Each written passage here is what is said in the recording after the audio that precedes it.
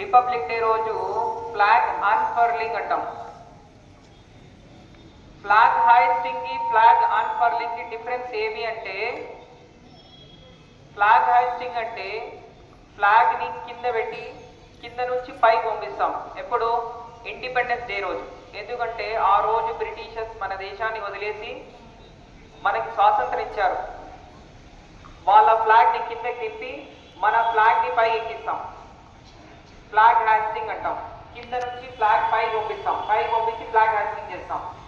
Republic day రోజు ఏం చేస్తామంటే ఫ్లాగ్ ని ఆల్రెడీ పైన పెడతాం, ఫ్లాగ్ ని అన్ఫర్లింగ్ చేస్తాం.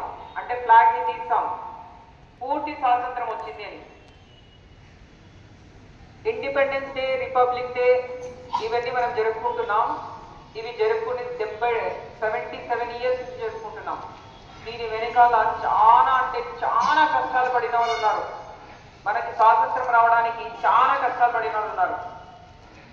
సో మనకి సమయం చాలా తక్కువగా ఉంది కాబట్టి చాలా మాట్లాడేది ఉంటుందేమో. ఈ రిపబ్లిక్ డే గుర్తుపెట్టుకోవాల్సింది ఏమంటే, మనము ఇప్పుడున్న సమాజంలో, ఇప్పుడున్న మోడర్న్ సొసైటీలో మెయిన్ ఉన్నది ఏమని చెప్తే కుళ్ళు కుతంత్రాలు, ద్వేషం. ఇది నాది, ఇది నీది, ఇది వాడిది, ఇది మెయిన్ ఉంది. ఇప్పుడున్న మోడర్న్ సొసైటీ, ఇప్పుడు మనం బతుకుతున్న స్వతంత్రంలో రిపబ్లిక్ డేలో we are not republic, we are not independent. కుళ్ళు కుతంత్రాలు ఎక్కువగా ఉన్నాయి. ఇది నీది, ఇది నాది, ఇది వాడిది అని చెప్పి. కానీ మనకి స్వతంత్రం వచ్చేటప్పుడు ఇప్పుడే మనం పాడినాం, సారే జహాన్ సే అచ్చా హిందూ సితా హమారా. అందరం మనం ఒకటే. All religions in India, it is a special country that all religions are living together. Hindu, Muslim, Sikh, Isai, all living together, Christian.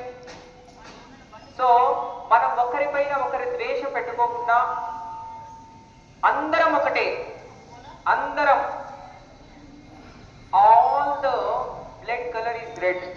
మనం కోసిన, ముస్లింని కోసిన బ్లడ్ కలర్ రెడ్డే వస్తుంది, హిందూని కోసిన బ్లడ్ కలర్ రెడ్డే వస్తుంది, క్రిస్టియన్ని కోసిన బ్లడ్ కలర్ రెడ్డే వస్తుంది. మనం అందరం ఒకటే.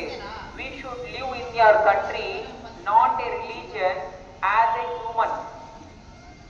రిలీజియన్ గా బతకూడదు, హ్యూమన్ గా బతకాలి. అర్థమవుతుందా? సో నాకు ఈ అవకాశం ఇచ్చినందుకు, చాలా మాట్లాడేది కానీ టైం లేదు కాబట్టి నాకు ఈ అవకాశం ఇచ్చినందుకు సో అందరికీ థ్యాంక్ యూ టు ఆల్.